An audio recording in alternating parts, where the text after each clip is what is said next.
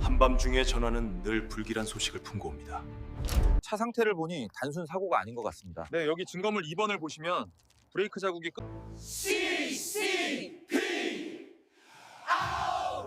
칠흑 같은 어둠을 가르는 헤드라이트 불빛. 낡은 국산 세단 한 대가 위태롭게 질주하고 있다. 백미러에 비친 검은색 고급 세단 두 대가 집요하게 따라붙는다. 핸들을 쥔 손은 투박하지만 움직임은 물 흐르듯 정교하다. 중년의 사내 강태산. 그의 얼굴엔 표정이 없다. 코너를 앞두고 강태산은 헤드라이트를 꺼버린다. 한치 앞도 보이지 않는 어둠. 뒤따르던 차들이 순간 당황한다. 그 찰나의 순간 강태산은 사이드 브레이크를 당겨 차체를 180도 회전시킨다. 타이어가 찢어지는 굉음. 마주 달려오는 검은 세단들. 강태산은 상향등을 번쩍이며 그들의 눈을 멀게 한 뒤 좁은 샛길로 사라져버린다. 숨막히는 추격이 끝나고 숲길에 차를 세운 강태산. 거친 숨을 몰아쉬며 백미러를 응시한다. 텅 빈 도로. 그의 공허한 눈빛이 흔들린다. 그날 밤 5년 동안 잠들어 있던 과거가 저를 다시 찾아왔습니다. 책장 가득 꽂힌 낡은 책들 위로 먼지가 희미하다. 한쪽 벽에는 빛바랜 세계 지도가 붙어 있다. 강태산이 낡은 가죽 소파에 깊숙이 몸을 묻고 있다. 굳게 담은 입술, 세상의 모든 소음을 차단하려는 듯 공허한 눈빛. 그의 시선은 꺼진 TV 화면에 머물러 있다. 요란한 벨소리가 정막을 찢는다. 그는 미동도 없다. 벨소리가 끈질기게 이어진다. 마지못해 아주 느리게 그가 수화기를 든다. 그의 손이 먼지 쌓인 책상 위 낡은 만년필을 스친다. 여보세요? 수화기 너머로 흐느끼는 여자의 목소리가 들려온다. 박진우 부인이십니까? 오랜만입니다. 무슨 일 있으십니까? 그의 눈동자가 아주 미세하게 흔들린다. 네, 산에서 발을 헛디뎌서. 예, 알겠습니다. 제가 곧 가보겠습니다. 전화를 끊고 수화기를 내려놓는 강태산의 손이 작게 떨리고 있다. 그는 천천히 일어나 창가로 다가선다. 창밖은 칠흑 같은 어둠뿐이다. 세상과 등을 치고 산 지 5년이 지났습니다. 국가라는 이름 아래 행해지던 위선과 기만의 환멸을 느꼈고 제 손으로 쌓아 올린 모든 것을 버리고 이곳으로 숨어들었습니다. 정막만이 저의 유일한 피난처였습니다. 하지만 그날 밤 그 정막에 아주 작은 균열이 생기기 시작했습니다. 국화꽃 향이 무겁게 가라앉은 장례식장. 영정사진 속에서 박진우가 환하게 웃고 있다. 강태산은 검은 상복 차림으로 영정사진 앞에 우두커니 서 있다. 그의 시선은 영정사진이 아닌 조문객들 사이에서 어색하게 서성이는 몇몇 사내들의 구두와 귀걸이에 머문다. 박진우의 아내가 퉁퉁 부은 눈으로 강태산에게 다가온다. 팀장님 와주셨군요. 그가 마지막까지 팀장님 얘기를 얼마나 했는지 모릅니다. 유일하게 믿는 사람이라고. 미안합니다. 더 일찍 연락드리지 못해서 미안합니다. 아닙니다, 이거. 그 유품 정리하다가 나왔습니다. 산에 가기 전날 밤에요. 서재에서 한참 이걸 들여다보더라고요. 팀장님 만나면 술이나 한 잔 사달라고 전해달랬는데 그게 마지막일 줄은. 그녀가 작은 상자 하나를 건넨다. 강태산은 말없이 상자를 받아든다. 상자의 무게가 천근만근 같다. 저는 단 한순간도 그 말을 믿을 수가 없었습니다. 진우는 북한산 인수봉을 맨손으로 오르내리던 사람이었기 때문입니다. 이것은 단순한 사고가 아니었습니다. 저를 다시 세상 밖으로 끌어내려는 명백한 경고였습니다. 강태산은 테이블 위에 진우가 남긴 작은 상자를 올려놓는다. 조심스럽게 상자를 연다. 안에는 낡은 흑백 사진 한 장이 전부다. 사진 속에는 젊은 시절의 강태산과 박진우, 그리고 그들의 어깨에 손을 올리고 인자하게 웃고 있는 최동훈의 모습이 담겨 있다. 그들의 젊음이 눈부시다. 이것이 진우가 제게 남긴 마지막 메시지였습니다. 왜 하필 이 사진이었을까요? 진우는 제게 무엇을 말하고 싶었던 걸까요? 그 순간 거실의 TV가 저절로 켜진다. 화면 가득 현직 대통령의 얼굴이 클로즈업 된다. 국민들을 향해 무언가 열변을 토하고 있다. 대통령은 오늘 긴급 담화문을 통해 국민 통합을 저해하는 구시대적 이념 발등을 뿌리 뽑고 강태사는 TV 화면 속 대통령의 연설과 그 뒤에서 박수치는 정치인들의 얼굴을 꿰뚫어 볼 듯 응시한다. 그의 눈빛에 차가운 불안감이 서린다. 저들의 방식은 너무나 익숙했습니다. 여론을 분열시키고 보이지 않는 적을 만들어 공포를 조장하는 수법. 과거 제가 쫓던 자들이 사용하던 공작의 패턴과 소름 끼치도록 똑같았습니다. 꺼진 줄 알았던 등대에 다시 희미한 불빛이 깜빡이기 시작한 것처럼 거대한 음모의 불빛이 빛나고 있었습니다. 김이 무럭무럭 피어오르는 뚝배기 너머로 마주 앉은 두 남자. 강태상과 그의 옛 정보원이었던 참새. 참새는 초조한 듯 연신 소주잔만 비운다. 길 건너편 차 안에서 한 젊은 여인이 망원 렌즈가 달린 카메라로 국밥집 안을 찍고 있다. 그녀의 눈빛이 날카롭다. 강태산이 사진을 테이블 위로 내밀며 참새에게 묻는다. 이 사진 기억나는가? 참새는 사진을 보자마자 사색이 된다. 아니, 형님, 이걸 왜 저한테? 저는 아무것도 모릅니다. 진우가 죽기 전날 너를 만났다고 들었다. 그날 밤 둘이 무슨 얘기를 나눴는지 얘기해봐. 형님, 저 지난주에 딸내미가 초등학교 입학했습니다. 길에서 파는 삐약이 병아리 사달라고 조르는 거 겨우 달래서 보냈습니다. 제발 저 그냥 평범한 아빠로 살게 해주십시오. 참새는 다급히 자리에서 일어나 국밥집을 뛰쳐나간다. 강태사는 그가 사라진 자리를 묵묵히 응시한다. 공포는 가장 정직한 반응입니다. 참새는 무언가를 알고 있었고 그것을 죽을 만큼 두려워하고 있었습니다. 보이지 않는 그림자가 이미 우리 주변을 완벽하게 장악하고 있다는 증거였습니다. 강태산이 낡은 차를 몰아 집으로 향한다. 백미러를 통해 뒤따라오는 검은색 세단 두 대를 확인한다.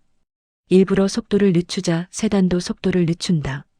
명백한 미행이다. 그들은 제가 움직이기 시작했다는 것을 이미 알고 있었습니다. 제가 누구를 만나는지, 무엇을 알아내려 하는지 샅샅이 훑고 있었습니다. 제가 몸담았던 국가기관이 이제는 저를 향해 날카로운 칼끝을 겨누고 있었습니다. 그는 집안의 모든 불을 끈 채 창가에 서서 바깥을 살핀다. 집안 멀찍이 방금 그를 미행하던 검은색 세단이 소리 없이 서 있다. 그는 무언가 결심한 듯 서재로 들어가 벽장 깊숙한 곳에 낡은 가방을 꺼낸다. 그 안에는 구형 노트북과 함께 투박한 위성 전화기가 들어있다. 그는 위성 전화기를 잠시 만져보다가 다시 넣어둔다. 전화벨이 울린다. 발신자 표시 제한. 강태산이 받자 기계로 변조된 목소리가 흘러나온다. 강태산 씨 5년 전처럼 조용히 사는 게 좋을 겁니다. 박진우처럼 되고 싶지 않다면 이게 마지막 경고입니다. 전화가 끊긴다. 강태산은 수화기를 내려놓는다. 그의 이마에 식은땀이 맺혀 있다. 경고가 아니었습니다. 선전포고였습니다. 이미 국가 시스템의 가장 깊숙한 곳까지 그들의 뿌리가 뻗어 있다는 것을 깨달았습니다. 아무도 믿을 수 없었고 누구에게도 도움을 청할 수 없었습니다. 거대한 적들 앞에 저는 다시 홀로 서야만 했습니다. 의문의 전화를 받은 다음 날 한강변 사고 현장. 폴리스 라인이 쳐져 있고 경찰들이 현장을 감식하고 있다. 어젯밤 참새가 당한 뺑소니 사고 현장이다. 사건 현장을 살펴보는 한 검사, 바로 이정국 검사다. 그는 스키드 마크가 전혀 없는 것을 보고 미간을 찌푸린다. 검사님, 전형적인 음주 뺑소니로 보입니다. 브레이크 한 번 안 밟고 사람을 친다. 이건 사고가 아니라 사냥이지. TV 화면 속 앵커가 비통한 표정으로 뉴스를 전한다. 참새의 모자이크 처리된 사진이 뜬다. 강태사는 거실 소파에 앉아 화면을 핏기 없는 얼굴로 응시한다. 손에 들린 흑백 사진이 위태롭게 떨린다. 진실에 다가가려 했던 또 한 사람이 사라졌습니다. 그림자 집단은 속삭이는 것을 넘어 이제 대놓고 이빨을 드러내기 시작했습니다. 절망적인 상황이었지만 물러설 수는 없었습니다. 진우와 참새의 죽음이 제게 길을 묻고 있었기 때문입니다. 강태산의 집 대문 위에 누군가 붉은색 네커로 빨갱이라고 휘갈겨 써놓았다. 동네 사람들이 지나가며 힐끔거리고 수군거린다. 이웃집 아이가 공을 주우러 왔다가 아이의 엄마가 기겁하며 아이를 잡아 끈다. 예, 저리 가까이 가지 마! 저 집에 이상한 사람 살아! 강태산은 집안에서 창문 커튼 틈으로 그 모든 광경을 묵묵히 지켜본다. 그의 얼굴엔 어떤 감정도 떠오르지 않는다. 마치 돌처럼 굳어 있다. 그들은 언론을 이용해 저를 체제 전복을 꿈꾸는 위험인물로 만들었습니다.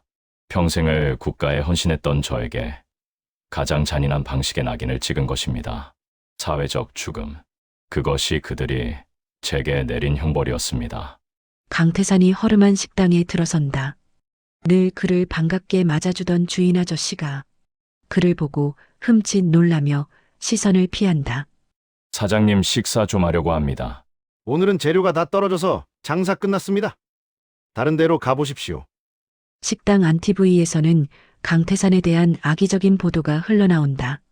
전직 안보 요원, 국가 기밀 유출 혐의 식당 안의 모든 손님들이 그를 벌레 보듯 쳐다본다. 강태산은 아무 말 없이 식당을 나온다. 등 뒤로 쏟아지는 경멸의 시선이 비수처럼 꽂힌다. 가장 아픈 것은 저를 향한 손가락질이 아니었습니다. 진실이 무엇인지 알려고도 하지 않은 채 맹목적으로 분노하고 증오하는 사람들의 얼굴이었습니다. 그들은 스스로 눈과 귀를 막은 채 거짓의 파도에 기꺼이 휩쓸려가고 있었습니다. 저는 그들을 위해 싸우려 했는데 정작 그들이 저를 적으로 돌리고 있었습니다. 서재는 난장판이다. 강태산은 분노의 차책들을 집어던지고 서류를 찢어발긴다. 깊은 무력감에 휩싸여 주저앉는다. 그의 시선이 책상 위에 놓인 낡은 만년필에 닿는다. 과거의 젊은 최동훈이 웃으며 강태산에게 만년필을 꽂아주며 했던 말을 되새긴다. 이 펜으로 우리 조국의 자랑스러운 역사를 써내려가게. 강태산은 만년필을 집어들고 벽에 던지려다 차마 그러지 못하고 주저앉아 오열한다. 그의 손에서 만년필이 위태롭게 떨린다. 바닥에 떨어진 흑백 사진. 환하게 웃고 있는 세 사람. 모든 것을 포기하고 싶었습니다. 이대로 주저앉아 썩어버리고 싶었습니다. 하지만 그럴 수 없었습니다. 5년 전 제 판단, 착오로 누명을 쓰고 조직을 떠나야 했던 그날의 진실과 먼저 떠나버린 동료에게 너무나 미안했기 때문입니다. 강태산은 눈물을 닦고 일어선다. 그의 눈빛이 달라져 있다. 슬픔과 무력감은 사라지고 차갑고 단단한 결의가 그 자리를 채운다. 무너져가는 조국과 속아 넘어가는 국민들을 외면할 수 없었습니다. 아무도 알아주지 않아도 괜찮았습니다. 모두가 저를 손가락질해도 상관없었습니다. 이것이 저의 마지막 소명이었습니다. 정막 속에서 홀로 서는 파수꾼이 되는 것. 제 모든 것을 걸어야 할 마지막 싸움이 이제 시작된 것입니다. 쌓인 스테인드 글라스 사이로 희미한 달빛이 스며드는 폐성당. 강태산이 약속 장소에 홀로 서 있다. 그가 보낸 접선 신호에 누가 올 것인가. 그때 어둠 속에서 그림자 두 개가 나타난다. 한 명은 날카로운 인상의 30대 초반 젊은 여성, 김서연이다. 다른 한 명은 강직해 보이는 40대 후반의 중년 남성, 이정국이다. 누구신지? 서울중앙지검 이정국 검사입니다. 얼마 전 한강변 뺑소니 사건 담당입니다. 사고가 아니라 살인이더군요. 진실을 보도하다 해직된 기자 김서연입니다. 국밥집에서 두 분을 뵌 적이 있습니다. 피해자가 죽기 전에 마지막으로 만난 사람이 당신이었습니다. 나를 믿습니까? 세상은 나를 빨갱이라고 하던데. 저는 세상을 믿지 않습니다. 증거를 믿지. 그들이 당신을 제거하려는 이유는 당신이 진실에 가장 가까이 있기 때문일 겁니다. 그들은 당신을 괴물로 만들었지만 저희는 압니다. 당신이야말로 진실의 편에 서 있는 유일한 사람이라는 것을요. 모든 희망이 사라졌다고 생각한 순간이었습니다. 완전한 고독 속에서 마지막 불꽃을 태우려던 저에게 예상치 못한 동반자들이 나타났습니다. 그들의 눈빛에서 저는 과거의 제 모습을 보았습니다. 그들의 아지트가 된 낡은 인쇄소 지하. 벽에는 사건 관계도와 의심스러운 자금 흐름, 관련 기사들이 빽빽하게 붙어 있다. 제가 확보한 자료입니다. 정권 실세들이 연루된 해외 비자금 계좌인데 자금의 출처가 불분명합니다. 마치 허공에서 솟아난 돈 같습니다. 제가 취재했던 내용과 일치합니다. 포퓰리즘 정책에 들어가는 막대한 예산. 그 돈의 일부가 유령 회사를 통해 여기로 흘러 들어가는 겁니다. 지도를 가리키며 이것은 단순한 부패가 아닙니다. 조직적인 대남 공작 자금의 흐름과 일치합니다. 이 돈으로 여론을 조작하고 사회 지도층을 매수하고 국가 시스템 자체를 마비시키는 겁니다. 그들은 각자의 전문성을 활용해 흩어져 있던 퍼즐 조각을 맞춰나간다. 이정국은 법의 허점을 파고들고 김서연은 정보망을 이용해 증거를 수집하며 강태산은 모든 정보를 분석해 전체적인 그림을 그린다. 우리는 스스로를 새벽을 기다리는 사람들이라 불렀습니다. 칠흑 같은 어둠 속에서 언젠가 밝아올 새벽을 믿으며 싸우는 이들이었습니다. 비록 소수였지만 더 이상 외롭지는 않았습니다. 찾았습니다. 모든 자금이 흘러 들어가는 종착지, 한반도 평화연구소라는 곳입니다. 이사장은 최동훈. 그 이름을 듣는 순간 강태산의 얼굴이 굳어진다. 익숙하면서도 믿고 싶지 않은 이름이다. 최동훈이라면 전직 국정원 차장까지 지낸 입지전적인 인물 아닙니까? 현 정권의 안보 분야 멘토로 알려져 있는데. 최동훈 선배님. 그는 주머니에서 낡은 흑백 사진을 꺼낸다. 사진 속에서 자신과 박진우의 어깨에 손을 올리고 환하게 웃고 있는 남자. 바로 최동훈이다. 온몸에 피가 차갑게 식는 것 같았습니다. 모든 조각들이 한 사람을 가리키고 있었습니다. 제가 한때 아버지처럼 따랐고 목숨까지 바칠 수 있다고 믿었던 사람. 설마 하는 의심이 독처럼 퍼져나가기 시작했습니다. 제발 아니기를 간절히 바랄 뿐이었습니다. 벽에 붙은 최동훈의 사진을 망연자실하게 바라보는 강태산. 그의 손에는 낡은 흑백 사진이 들려 있다. 젊은 날의 존경과 현재의 의심이 그의 내면에서 격렬하게 충돌한다. 많이 따랐던 분이셨습니까? 가족 같은 분이었습니다. 아버지를 잃지 여인 저에게 아버지와 같은 분이셨습니다. 이 길로 저를 이끌어 주신 분도 제가 흔들릴 때마다 붙잡아 주신 분도 바로 저분이었습니다. 사람의 신념은 변하기도 합니다. 특히 권력 앞에서는 더더욱 그렇습니다. 아닙니다. 그분은 그런 분이 아니십니다. 분명 무언가 오해가 있을 겁니다. 배우의 진짜 흑막이 있고 최동훈 선배님은 이용당하고 계신 걸지도 모릅니다. 저는 필사적으로 그를 변호하고 있었습니다. 그것이 진실이기를 바랐습니다. 차라리 제가 틀렸기를 바랐습니다. 그가 배신자라는 사실을 받아들이는 것은 제 인생 전체를 부정하는 것과 같았기 때문입니다. 강태산이 단독으로 최동훈의 연구소에 잠입했다. 최첨단 보안 시스템을 뚫는 그의 움직임에는 한치의 망설임도 없다. 거대한 책상 위에 강태산이 과거 최동훈에게 받았던 만년필과 똑같은 모델의 펜이 펜꽂이에 꽂혀 있다. 강태산은 최동훈의 개인 컴퓨터 앞에 앉는다. 암호를 해제한다. 컴퓨터 화면에 북진 계획이라는 이름의 폴더가 나타난다. 강태산의 손이 떨린다. 폴더를 열자 충격적인 내용의 문서들이 쏟아진다. 국가기관 시설 파괴 계획, 주요 인사 암살 명단, 그리고 5년 전 서해 작전 결과 보고서 파일. 파일을 연 강태산의 눈이 커진다. 보고서에는 당시 작전 실패의 원인이었던 최동훈의 치명적인 오판이 어떻게 강태산의 책임으로 조작되었는지에 대한 전말이 기록되어 있다. 제 눈을 의심했습니다. 보고 있으면서도 믿을 수가 없었습니다. 한 줄 한 줄 읽어 내려갈수록 심장이 얼어붙는 것 같았습니다. 이것은 오해가 아니었습니다. 변절도 아니었습니다. 처음부터, 아주 처음부터 그는 우리를, 그리고 저를 속이고 있었던 것입니다. 최동훈이 북측 고위급과 비밀리에 접선하는 영상 파일이다. 영상 속에 최동훈의 목소리가 들린다. 걱정 마시라요.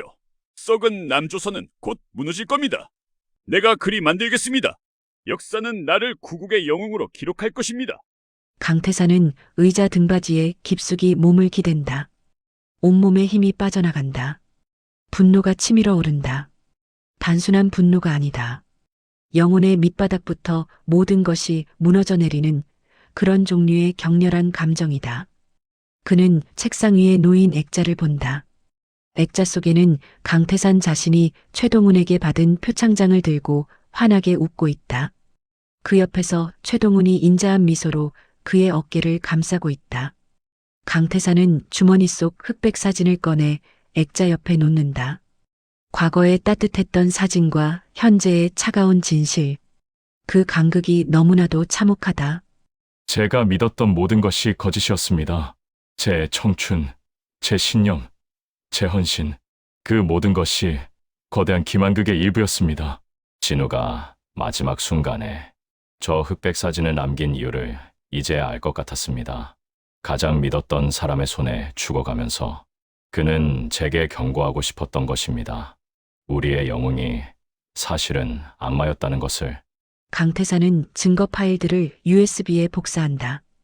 그의 눈에는 눈물 대신 이글거리는 분노만이 가득하다. 찢어진 서류와 부서진 컴퓨터들이 나뒹군다. 벽에 붙어있던 사건 관계도는 갈기갈기 찢겨 있다. 총성이 멎은 자리에 자욱한 화약 냄새와 피비린내가 진동한다. 방금 전 끔찍한 급습이 휩쓸고 지나갔다. 강태사는 부서진 인쇄기 뒤에 숨어 가쁜 숨을 몰아쉰다. 팔에 총상을 입었다. 피가 셔츠를 붉게 물들이고 있다. 그의 눈앞에서 힘없이 쓰러져 있는 김서연의 모습이 보인다. 그녀는 마지막까지 증거가 담긴 하드디스크를 품에 안고 있었다. 이정국은 이미 검은 양복의 사내들에게 끌려나갔다. 이 개자식들! 대한민국이 우습게 보이냐? 그의 마지막 외침이 아직도 귓가에 쟁쟁하다.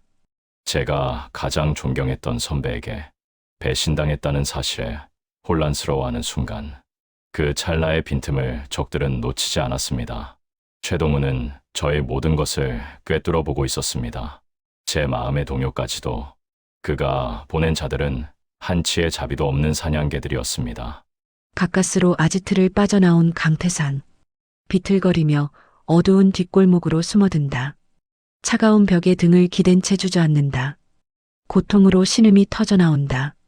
멀리서 사이렌 소리가 요란하게 울려 퍼진다.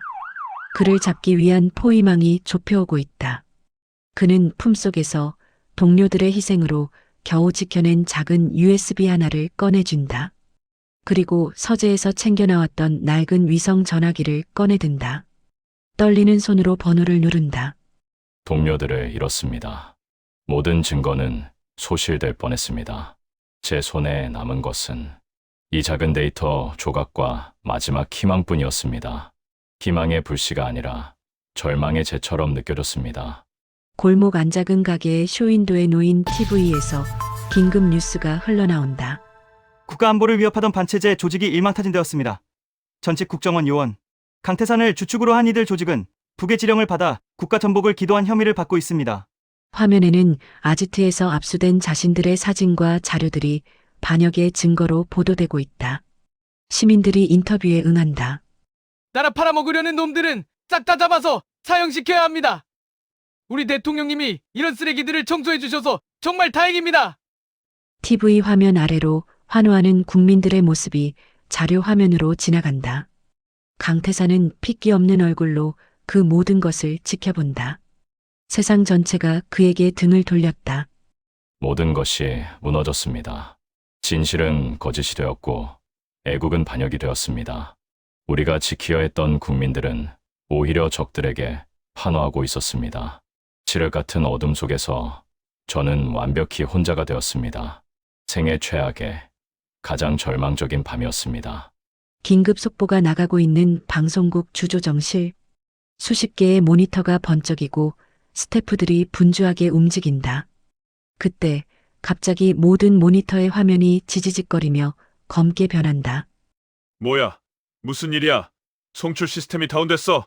아닙니다. 누군가 외부에서 시스템을 해킹했습니다. 복구 불가능합니다.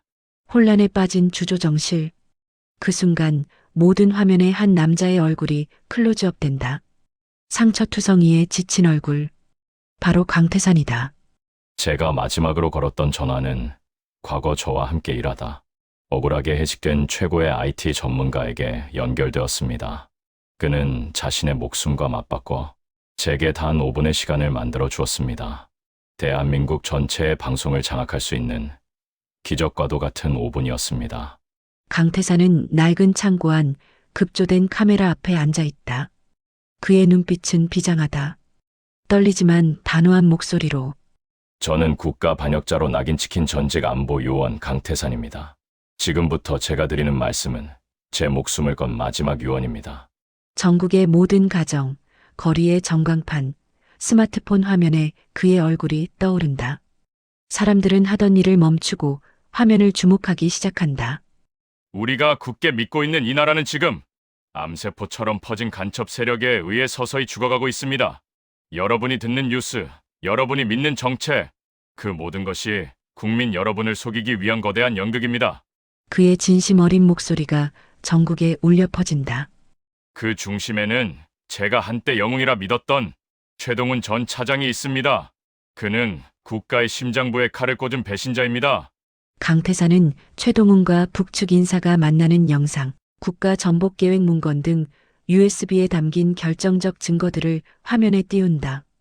숨막히는 진실이 가감없이 폭로된다. 포장마차에서 술을 마시던 사람들, 집에서 TV를 보던 가족들, 광장의 대형 스크린을 보던 군중, 모두가 충격에 빠진다. 선전선동에 마비되었던 그들의 눈빛이 흔들리기 시작한다.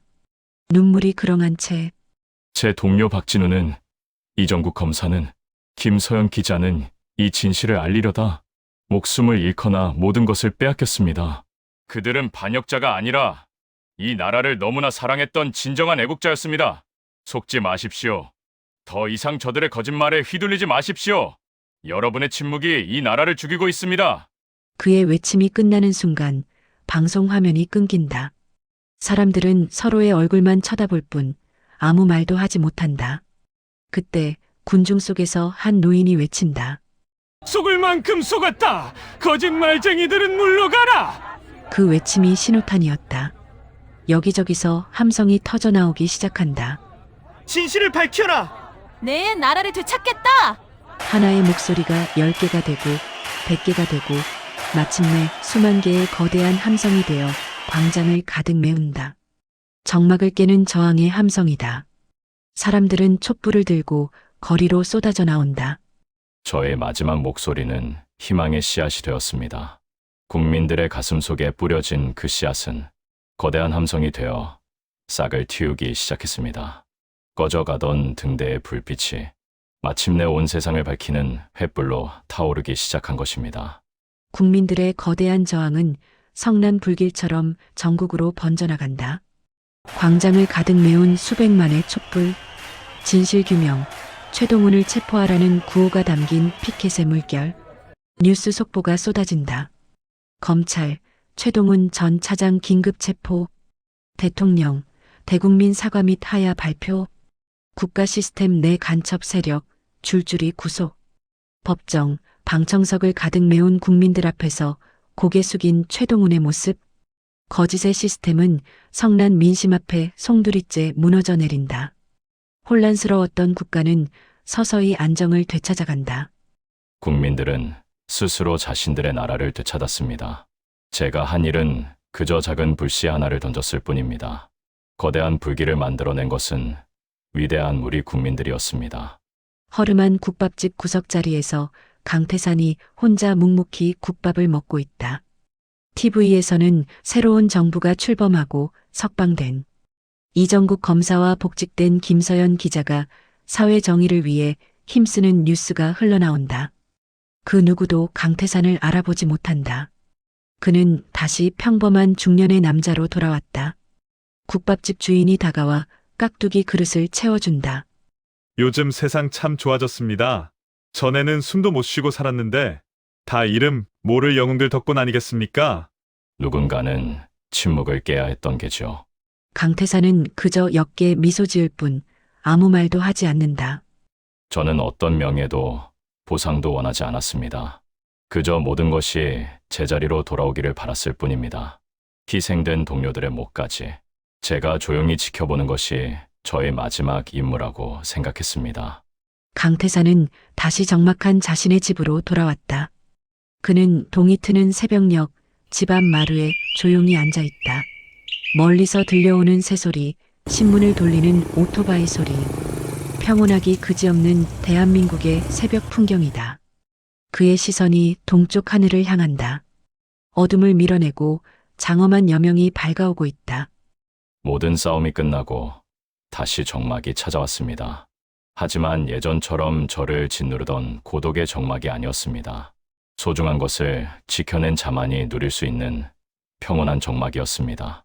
그는 서재로 들어가 책상 서랍을 연다. 그 안에 낡은 흑백 사진과 만년필이 놓여 있다. 그는 그것들을 잠시 들여다본다. 사진 속 이제는 세상에 없는 동료들과 배신자의 얼굴. 그는 사진과 만년필을 서랍 깊숙한 곳에 넣고 조용히 닫는다. 과거와의 완전한 작별이다. 강태사는 다시 창가로 돌아와 완전히 밝아온 새벽의 풍경을 바라본다. 그의 얼굴에 아주 오랜만에 옅고 평화로운 미소가 떠오른다. 제가 지키고 싶었던 것은 거창한 이념이나 체제가 아니었습니다. 바로 저 평범하고도 눈부신 새벽이었습니다. 사랑하는 조국의 사람들이 누려야 할 당연하고도 소중한 약속이었습니다. 저는 그 약속을 지켰습니다. 그것으로 저의 모든 임무는 끝이 났습니다. 여러분, 지금 이 순간도 우리나라를 공산화하기 위한 엄청난 음모가 넘쳐나고 있습니다. 나와 우리 가족, 우리 다음 세대를 위해 정신 차리고 자유민주주의를 수호할 수 있도록 깨어있길 바랍니다. 다음에 더 좋은 이야기로 함께 하겠습니다.